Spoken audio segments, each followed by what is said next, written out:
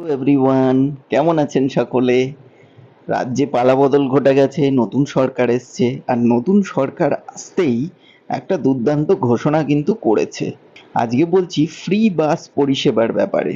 তো এই ফ্রি বাস পরিষেবা শুধুমাত্র কিন্তু আপনার লোকাল বাসের জন্য নয়, দূরপাল্লা বাসের ক্ষেত্রেও কিন্তু এটা এফেক্টিভ। তাহলে কি করে এই বাস আপনারা বুক করতে পারেন? অবশ্যই সরকারি বাসেই এই পরিষেবা দেওয়া হচ্ছে। তবে এই বাস পরিষেবা আপনারা কাউন্টার থেকে যেরকম টিকিট কাটতে পারবেন, সেরকম ঘরে বসে অনলাইনে বাস বুকিং অ্যাপের মাধ্যমেও কিন্তু আপনারা বুক করে নিতে পারবেন আপনাদের আইডি বা পরিচয়পত্র দিয়ে।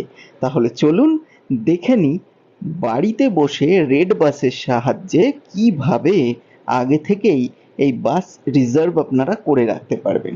চলুন দেখে নিই। চলে যাই সরাসরি মোবাইলের স্ক্রিনে।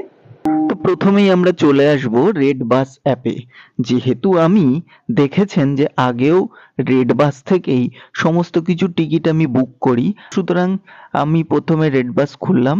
খুলে আমি কলকাতা থেকে শিলিগুড়ি ফ্রম টু দিয়ে দিলাম, দিয়ে ডেট চুজ করলাম। ধরুন আমি 7 তারিখের ডেটটা চুজ করলাম। ঠিক আছে? তো সার্চ বাসেসে গিয়ে আপনাকে সরকারি বাসগুলোকে খুঁজতে হবে। তো তো এটাকে আমি খুলে নিলাম। এগুলো এই পিঙ্ক গুলো দেখাচ্ছে, এগুলো মহিলারা বুক করেছেন। তো চলে আসুন সিট সিলেকশনে। আমি ধরে নিই এই সিটটা সিলেক্ট করলাম, নিয়ে প্রসিডে গেলাম। আমি যেহেতু দেবাঞ্জনার নামে বুক করে আপনাদের দেখাচ্ছি, তো দেবাঞ্জনার নামে বুক করলাম।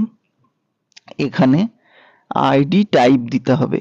এই এতগুলো আইডি আপনারা কিন্তু দিতে পারবেন। আমি আধার কার্ডটা চুজ করলাম।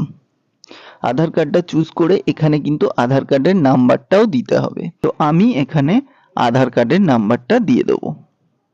এই যে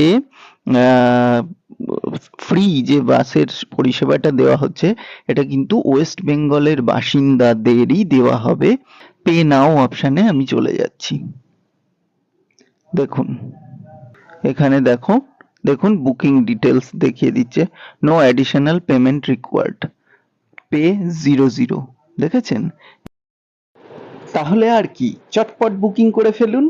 এই যেভাবে দেখালাম এইভাবে খুবই। আর আমাদের এই চ্যানেলটি যদি ভালো লাগে অবশ্যই চ্যানেলটিকে একটু সাবস্ক্রাইব করে দেবেন আর আমাদের পাশে থাকবেন। সকলে খুব ভালো থাকবেন। আজকে আসি, টাটা।